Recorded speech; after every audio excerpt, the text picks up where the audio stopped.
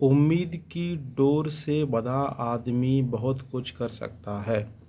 नमस्कार दोस्तों, मैं महेंद्र सिंह परिहार आप सबका परिहार सर यूट्यूब चैनल में हार्दिक स्वागत करता हूं। दोस्तों, आप जैसा देख रहे हैं इस चैनल पर, परिहार सर चैनल पर आपको भिन्न प्रकार से इंटरव्यू देखने को मिलते हैं। कभी जीके की क्लास, कभी साइंस की क्लास, कभी हिंदी की क्लास आपको देखने को मिलती हैं। जैसा कि आपको पता है कि करंट अफेयर्स की क्लास इस यूट्यूब चैनल पर शुरू हो गई है, इसलिए आप परिहार सर चैनल को सब्सक्राइब करें। और अगर आपको कोई प्रश्न पूछना है तो आप कमेंट करें और वीडियो को कैसा करें, लाइक करें। तो आपने अभी तक देखा होगा कि ये जो करंट अफेयर्स की क्लास है, ये हमारी जो क्लास नंबर, ये क्लास कौन सी है, तो ये दूसरी क्लास है। अगर इससे पहले भी आपने एक क्लास और डल चुकी है, अगर आपको वो देखना है तो आप जो प्लेलिस्ट बनी हुई है उस पर आप देखेंगे करंट अफेयर्स की एक क्लास हो चुकी है। यह क्लास किसके लिए इम्पोर्टेंट है, तो पीएससी के लिए इम्पोर्टेंट है, एमपीपीएससी है, जैसे यूपीएसआई के लिए भी इम्पोर्टेंट है और एमपीएसआई के लिए है, और पुलिस के लिए भी है, और जेल पुलिस के लिए है, और सुपर टेट के लिए भी है। करंट अफेयर्स जो होता है कई सारी परीक्षाओं में 5 से 6 नंबर का, और कई से परीक्षाओं में 10 नंबर का भी आता है, और करंट अफेयर पढ़ने से विभूति भी क्लियर हो जाता है। तो आज आप देखेंगे सबसे पहला प्रश्न आपको दिखाई दे रहा है कि आंध्र प्रदेश के मुख्यमंत्री कौन है।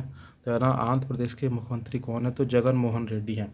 अब बात आती है कि ये प्रश्न क्यों पूछा जाएगा। ऐसे तो क्या हमें सभी मुख्यमंत्रियों को याद करना है, तो आपको सभी को याद नहीं करना, इनको इसलिए याद करना है क्योंकि जगन मोहन रेड्डी ने अभी हाल ही में एक फैसला लिया है। उन्होंने 13 नए ज़िले बनाए हैं, क्योंकि आंध्र प्रदेश में अब जिलों की संख्या कितनी हो गई है, तो 26 हो गई है। पहले कितने थे, तो 13 थे, और 13 और हो गए हैं, तो टोटल कितने हो गए हैं, टोटल जिलों की संख्या अब कितनी हो गई है, 26 हो गई। इसलिए आपको इनको याद रखना है।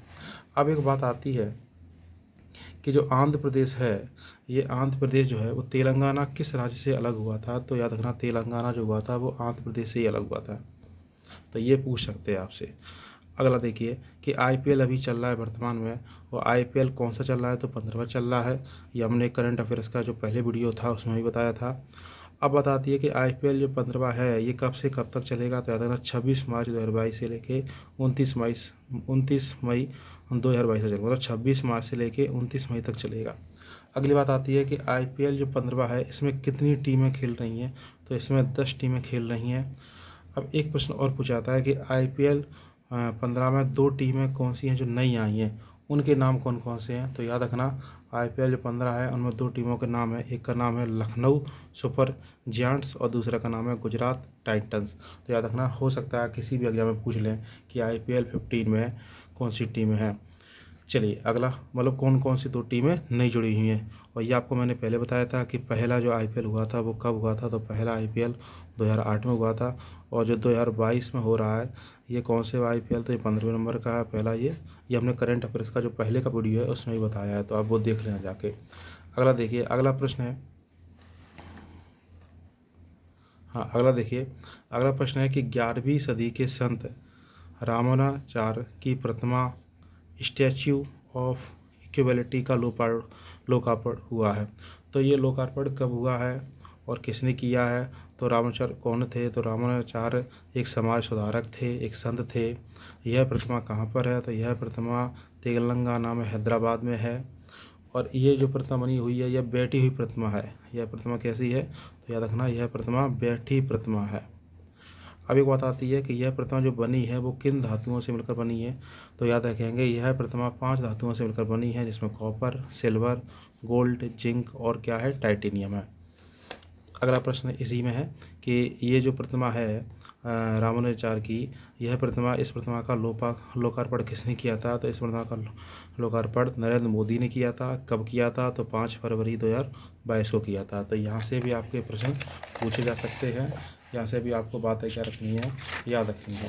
चलिए आगे चलते हैं। आगे आपको दिखाई दे रहा है इसमें कि अभी क्या एक ऑपरेशन गंगा चला है। क्या चला है, ऑपरेशन गंगा। तो आपसे पूछ सकते हैं कि ऑपरेशन गंगा क्या है। तो अभी आप देख रहे होंगे विश्व में 2 जगह युद्ध चल रहे हैं। एक किस किस के बीच में वो चल रहा है, तो रूस और किसके बीच में चल रहा है, तो यूक्रेन के बीच चल रहा है। हालांकि रूस और यूक्रेन के बीच में जो युद्ध चल रहा है इसके बारे में मैंने आपको उसमें ही बताया है, जो इसका पहला वीडियो डला है करंट अफेयर्स का, तो उसको आप देख लेना जाके।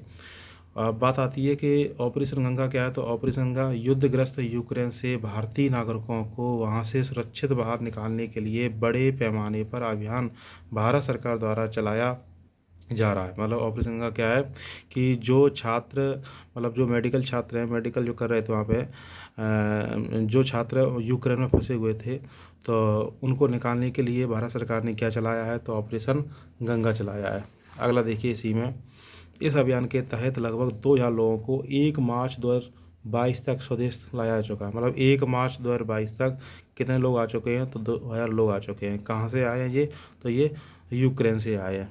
अगला प्रश्न देखिए, बहुत इंपॉर्टेंट है ये। अगला है कि नेपाल में क्या हुआ है। नेपाल में सत्ताधारी गठबंधन के 100 से अधिक सांसदों ने देश के सर्वोच्च न्यायाधीश justice Shamsher J B Rana के विरुद्ध महाभियोग प्रस्ताव 13 फरवरी 2022 को प्रतिनिधि सभा संसद में प्रस्तुत किया है। इनका जो नाम है, जो न्यायाधीश हैं, बी राणा की जगह वरिष्ठ न्यायाधीश दीपक कुमार कार्की को कार्यवाहक मुख्य न्यायाधीश नियुक्त किया है। मतलब जो बी राणा जो हैं, इनको हटा दिया गया है और उनकी जगह नेपाल में जो मुख्य न्यायाधीश हैं वहाँ कौन बनाए गए हैं, तो वहाँ पर जो मुख्य न्यायाधीश बनाए गए हैं वो बनाए गए दीपक कुमार कार्की को बनाया गया है। अब बात आती है कि इनको क्यों हटाया गया है, तो कई सारी चीज़ें हैं। जैसे कई लोग बता रहे हैं कि भ्रष्ट आचरण है जो न्यायपालिका को ठेस पहुंचा रहा है, जिसकी वजह से इनको हटाया गया है। और क्या किया गया था, तो प्रतिनिधि सभा में लाए गए महाभियोग प्रस्ताव में 21 आरोप मुख्य न्यायाधीश राणा के विरुद्ध लगाए गए। मतलब वहाँ पर जो सांसद हैं उन्होंने क्या किया है कि जो राणा है, तो उन राणा के विरुद्ध 21 आरोप लगाए हैं। और जैसे आरोप लगाए तो वो स्वतः ही क्या हो गए हैं, वो हट गए हैं। और उनकी जगह पर कौन आ गए, तो दीपक कुमार कार्की को कार्यवाहक न्यायाधीश नियुक्त किया। तो ये बात कहाँ की है, तो ये नेपाल की है। चलिए अगला प्रश्न देखते हैं। अगला है जर्मनी के राष्ट्रपति। जर्मनी के राष्ट्रपति कौन है, तो जर्मनी के राष्ट्रपति हैं फ्रैंक वाल्टर स्टीनमीयर।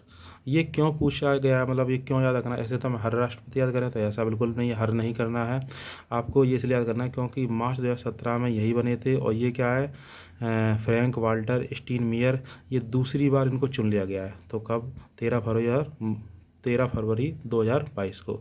तो पहले कब बने थे, तो 2017 में। 5 साल का इन्होंने कार्यकाल क्या किया, पूरा किया है। और अब फिर कब इनको दूसरी बार चुन लिया गया, तो कब चुना गया, तो 2022 में। ये आपको याद रखना है कि जर्मनी के राष्ट्रपति कौन है।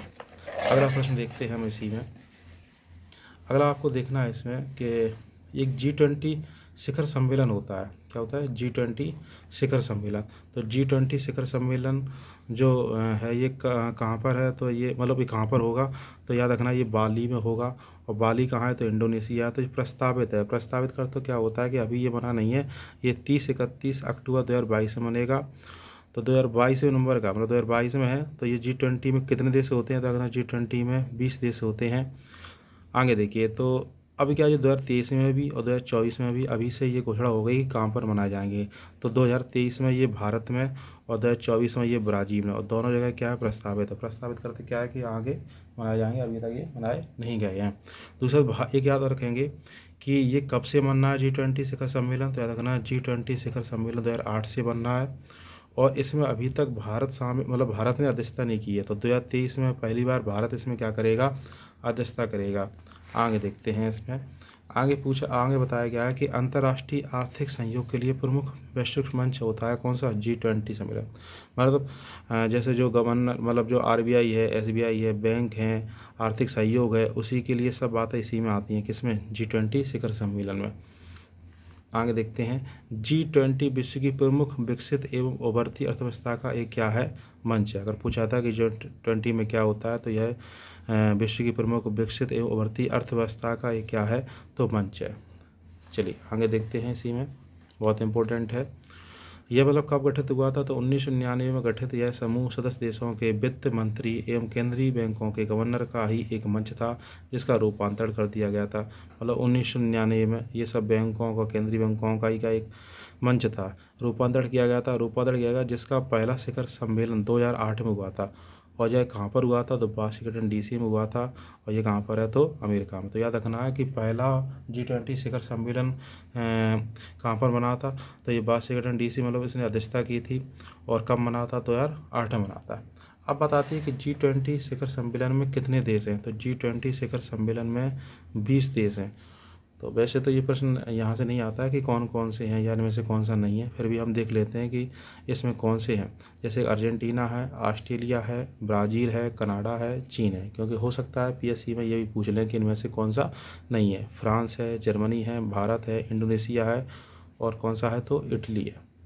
आगे देखते हैं, जापान है, मैक्सिको है, रूस है, सऊदी अरब है, दक्षिण अफ्रीका भी है, और दक्षिण कोरिया है, टर्की है, ब्रिटेन है, अमेरिका है, और क्या है, यूरोपीय संघ है। तो ये अगर आपको वीडियो अच्छा लगता है तो आप इसको क्या करें, लाइक करें, कमेंट करें और शेयर करें। अब आपको 2 प्रश्न बताने हैं। एक आपको बताना है कि एसबीआई, क्योंकि बैंकों की बात आई है तो एसबीआई की स्थापना कब हुई थी, और एक आपको बताना है कि आरबीआई की स्थापना कब हुई थी।